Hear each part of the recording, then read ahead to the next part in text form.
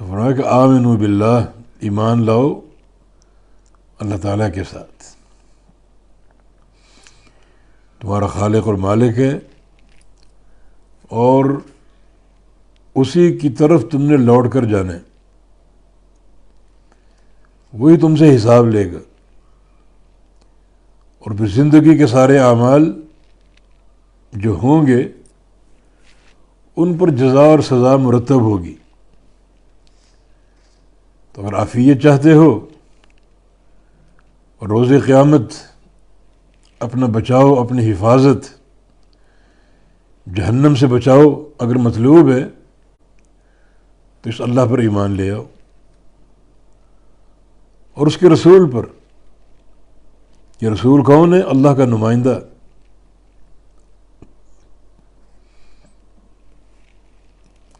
اللہ تعالیٰ کا پیغام تم تک پہنچانے والا۔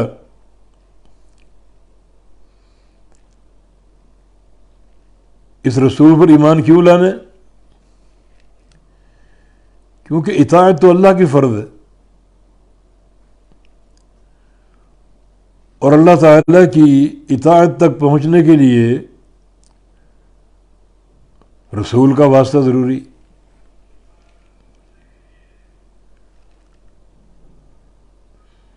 یعنی اس کائنات میں اطاعت اللہ رب العزت کی ہے۔ اللہ تعالیٰ نے اپنی اطاعت کروانے کے لیے کیا طریقہ اختیار کیا؟ اپنا رسول بھیجا، اس پہ اپنی وحی اتاری، اور صرف اتنا ہی نہیں بلکہ اس کی اطاعت کو فرض قرار دے دیا،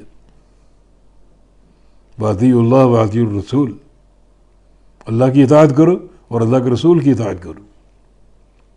اور اتنا ہی نہیں بلکہ رسول کی اطاعت کو اپنی اطاعت قرار دیا، مَن یُطِعِ الرَّسُولَ فَقَدْ أَطَاعَ اللَّهَ، جو بندہ رسول کی اطاعت کرے گا اس نے اللہ کی اطاعت کی۔ بلکہ رسول کی اطاعت کو، رسول کی اتباع کو اپنی محبت کے حصول کا ذریعہ بنا دیا۔ قُلْ إِن كُنتُمْ تُحِبُّونَ اللَّهَ فَاتَّبِعُونِي، کہہ دیجئے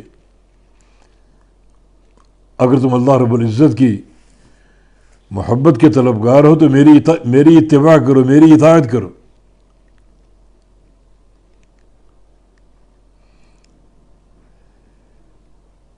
اس طرح اپنے پیغمبر کی اطاعت کو متعین کر دیا۔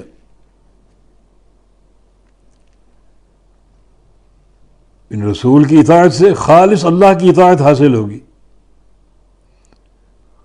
اور یہی پوری دنیا پر اللہ کا فریضہ ہے کہ میری اطاعت کرو، یہ میرے احکام ہے، میری شریعت ہے۔ لِكُلٍّ جَعَلْنَا مِنْكُمْ شِرْعَةً وَمِنْهَاجًا، سب کے لیے شریعت بنانا میرا کام ہے۔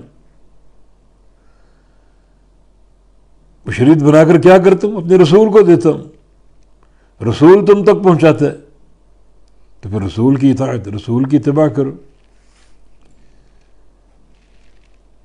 اس پر ایمان لاؤ۔ ایمان لانے کا تقاضا رسول کی اتباع ہے۔